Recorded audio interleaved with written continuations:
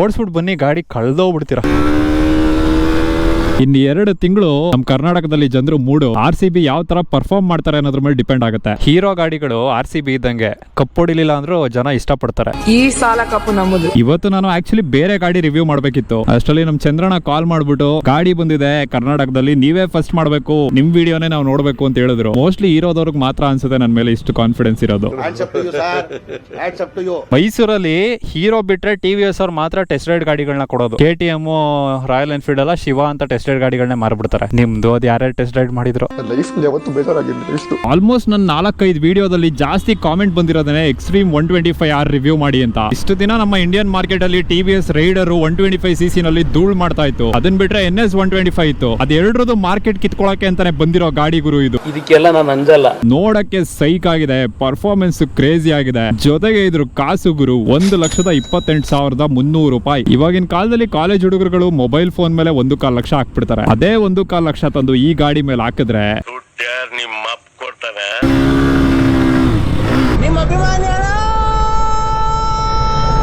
KSRTC ನೋಡಿದ್ರ signal ಹೆಂಗ್ jump ಮಾಡಿದ್ರು. ಬೇರೆ ಎಲ್ಲಾ ದೇಶಗಳಿಗೂ ಕಂಪೇರ್ ಮಾಡಿದ್ರೆ ನಮ್ಮ ಭಾರತ ಏನಿದೆ, ಇದೊಂಚೂರು ಪ್ರೈಸ್ ಸೆನ್ಸಿಟಿವ್ ಮಾರ್ಕೆಟ್ ಅಂತಾನೆ ಹೇಳ್ಬೋದು. ನಮ್ ದೇಶದಲ್ಲಿ ಜನರ ಹತ್ರ ದುಡ್ಡಿಲ್ಲ ಅಂತ ಇಲ್ಲ, ಆದ್ರೆ ದುಡ್ಡನ್ನ ಖರ್ಚು ಮಾಡಕ್ಕೆ ಮನ್ಸಿಲ್ಲ. No comments. ಗಾಡಿ ಮೇಲೆ 1.25 ಲಕ್ಷ ಖರ್ಚು ಮಾಡಿದ್ರೆ ಮೈಲೇಜ್ ಇರಬೇಕು, ಪವರ್ ಇರಬೇಕು, ಪರ್ಫಾರ್ಮೆನ್ಸ್ ಇರಬೇಕು, ಲುಕ್ಸ್ ಇರಬೇಕು, ಶೋಕಿ ಮಾಡಬೇಕು, ಹವಾ ಇಡಬೇಕು ಅಂತೆಲ್ಲ ಎಕ್ಸ್ಪೆಕ್ಟ್ ಮಾಡ್ತಾರೆ. ಇಷ್ಟು ದಿವಸ ಅದನ್ನೆಲ್ಲ ಮಾಡಕ್ಕೆ ಒಂದು ಗಾಡಿ ಅಂತ ಇರ್ಲಿಲ್ಲ. ಇವಾಗ ಹೀರೋದವರು ಅದನ್ನ ಬಿಟ್ಟಿದ್ದಾರೆ.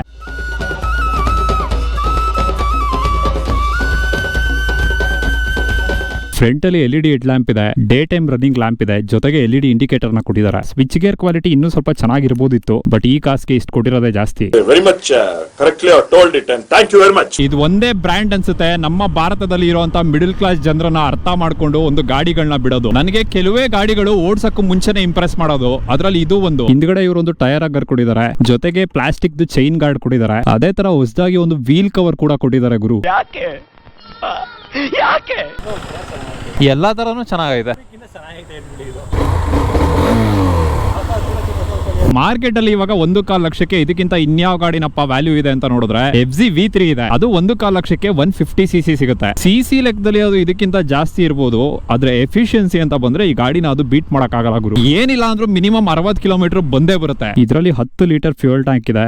On an average 60 kilometre mileage ಬರುತ್ತೆ ಅಂದ್ರೂ ಒಂದು ಫುಲ್ ಟ್ಯಾಂಕ್ ಅಲ್ಲಿ 600 ಕಿಲೋಮೀಟರ್ ಹೋಗ್ಬೋದು. ಹ್ಯಾಂಡ್ಲಿಂಗ್ ಏನು ಬ್ಯೂಟಿಫುಲ್ ಆಗಿದೆ ಈ ಗಾಡಿನಲ್ಲಿ ಅಂದ್ರೆ, ಜಾಸ್ತಿ ಪವರ್ ಇರೋ ಗಾಡಿನಲ್ಲಿ ಅದ್ರ ಫುಲ್ ಪೊಟೆನ್ಶಿಯಲ್ ನ ಎಕ್ಸ್ಟ್ರಾಕ್ಟ್ ಮಾಡಬೇಕು ಅಂದ್ರೆ ತುಂಬಾನೇ ಕಷ್ಟ ಆಗುತ್ತೆ.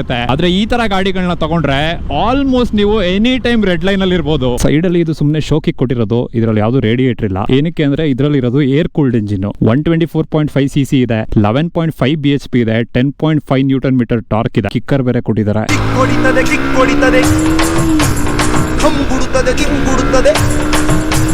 ನನ್ಗನ್ಸೋ ಪ್ರಕಾರ ಇದರಲ್ಲಿ ಟಾಪ್ ಸ್ಪೀಡ್ ಆಲ್ಮೋಸ್ಟ್ 115 ತನಕ ಹೋಗ್ಬೋದು, ಆದ್ರೆ 60-70 ಕಿಲೋಮೀಟರ್ ತನಕ ಈಸಿಯಾಗಿ ಪಿಕಪ್ ತಗೊಂಡ್ಬಿಡುತ್ತೆ. ಫ್ರಂಟ್ ಅಲ್ಲಿ 90 ಸೆಕ್ಷನ್ 17 ಇಂಚ್ ವೀಲ್ ಕೊಟ್ಟಿದ್ದಾರೆ, ಬ್ಯಾಕ್ ಅಲ್ಲಿ 120 ಸೆಕ್ಷನ್ 17 ಇಂಚ್ ವೀಲ್ ಕೊಟ್ಟಿದ್ದಾರೆ. ಈ ಗಾಡಿನಲ್ಲಿ ಇರೋದು ಹೊಸ ಇಂಜಿನ್ ಪ್ಲಾಟ್ಫಾರ್ಮ್ ಗುರು. ಇದನ್ನ ಸ್ಪ್ರಿಂಟ್ EBT ಅಂತ ಕರೀತಾರೆ, smooth power response instant torque ಅಂತ. EBT ಅಂದ್ರೆ ಎಂಜಿನ್ ಬ್ಯಾಲೆನ್ಸ್ ಟೆಕ್ನಾಲಜಿ ಅಂತ. ನಿಮ್ಗೆ ಎಷ್ಟು ಕಾಣ್ತಿದೆಯೋ ಇಲ್ವೋ ಗೊತ್ತಿಲ್ಲ, ನನ್ಗಂತೂ ಇದರಲ್ಲಿ ಸ್ಪೀಡೋಮೀಟರ್ ಏನು ಕಾಣಿಸ್ತಾ ಇಲ್ಲ ಗುರು. ನಿಮಗೆ ನಿಜವಾಗ್ಲೂ 2 ಕಣ್ಣು ಕಾಣಿಸೋದಿಲ್ವೇ?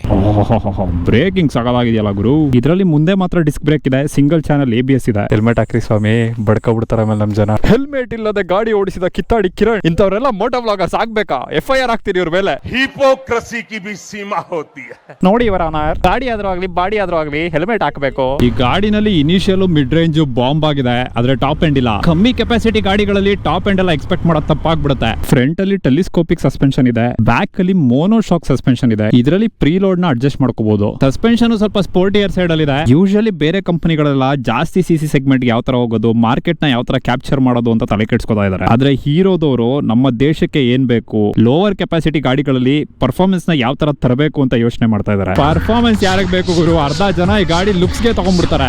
ಬ್ರೇಕ್ ಹೊಡೆದ್ರೆ ಮಿಸ್ ಆಗಿ ತುಂಬಾ ಕಾಲು ಉದ್ದ ಇರೋರ್ಗೆ ಮೇ ಬಿ ತಡಿಬೋದೇನೋ. ಅಲ್ಲಿ ತನಕ ಹೋದ್ರೆ ಅಲ್ಲೇ ತಡೀತದಲ್ಲ, ಕಾಲು ಕೋಲು ಎರಡು ತಡಿಯುತ್ತೆ.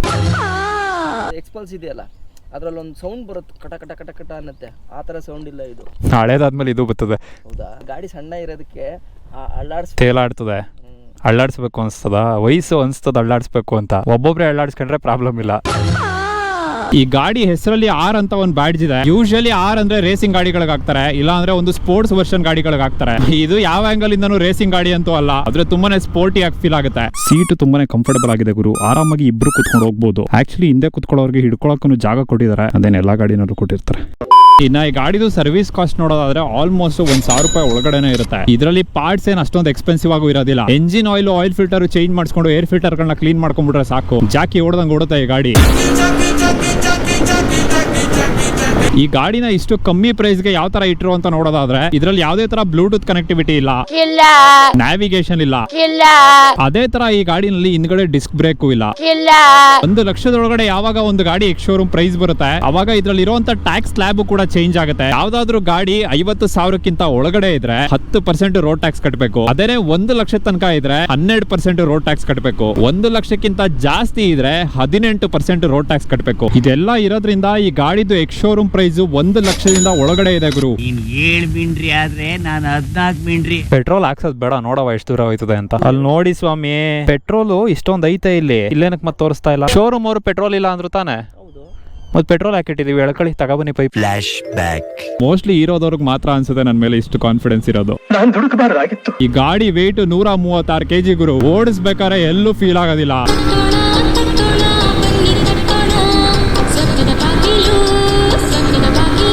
125cc ನಲ್ಲಿ ಇಷ್ಟು ಪರ್ಫಾರ್ಮೆನ್ಸ್ ನ ಎಕ್ಸ್ಟ್ರಾಕ್ಟ್ ಮಾಡೋದ್ರಿಂದ, ಅದು ಸಿಂಗಲ್ ಸಿಲಿಂಡರ್ ಆಗಿರೋದ್ರಿಂದ ವೈಬ್ರೇಷನ್ ತುಂಬಾನೇ ಎವಿಡೆಂಟ್ ಆಗಿದೆ.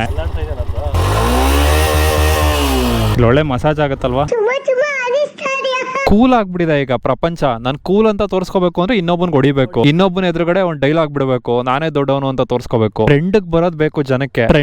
ಟ್ರೆಂಡ್ ಇರೋ ತನಕ ಉಳ್ಕೊಳ್ಳುತ್ತೆ, ಹೆಸರು ಮಾಡಿದ್ರೆ ಕೊನೆ ತನಕ ಉಳ್ಕೊಳ್ಳುತ್ತೆ. ಯಾರೋ ಒಬ್ಬ ಒಳ್ಳೇದ್ ಮಾಡ್ತಾನೆ, ಅವನೊಬ್ಬ ಬೆಳೀತಾ ಇದ್ದಾನೆ ಅಂದ್ರೆ ಅವನ್ಗೆ ಸಪೋರ್ಟ್ ಮಾಡಕ್ ಯಾರು ಬರೋದಿಲ್ಲ. ಎಷ್ಟ್ ದಿನ ಬೆಳೀಲಿ ನೋಡೋಣ, ಒಂದಲ್ಲ ಒಂದಿನ ಬೀಳ್ತಾನೆ, ಬಿದ್ದಾಗ ನಾವು ಆಡ್ಕೊಳ್ಳೋಣ ಅಂತ ಕಾಯ್ತಾ ಇರ್ತಾರೆ. ಇವಾಗ ನಮ್ಮ ಸಮಾಜದಲ್ಲಿ ಒಳ್ಳೆ ಕೆಲ್ಸಕ್ಕೆ ಜೋಡಿಸೋ ಕೈಗಳಿಗಿಂತ ಕೆಟ್ಟ ಕೆಲ್ಸನ ತೋರ್ಸೋ ಕೈಗಳು ಜಾಸ್ತಿ ಆಗ್ಬಿಟ್ಟಿದೆ. ಆದಷ್ಟು ನೆಗೆಟಿವಿಟಿ ತೋರ್ಸೋದನ್ನ ಕಮ್ಮಿ ಮಾಡ್ಬೇಕು, ಎಲ್ಲಾ ಕಡೆ ಗುಡ್ ವೈಬ್ಸ್ ನ ಕೊಡ್ಬೇಕು. ಓಕೆ ಸರ್, ಇಷ್ಟ ಆಯ್ತಾ ಸರ್ ಗಾಡಿ? ಸಿಂಪಲ್ ಆಗಿದೆ, ಅದೇ ಹೇಳಿದ್ನಲ್ಲ, ಕಾಲೇಜ್ ಹುಡುಗರುಗಳಿಗೆ ಸಸ್ತಾ ಮಾಲ್. ಬರೀ ಮಾಲಲ್ಲಿ ಇರ್ತಾರಲ್ಲ.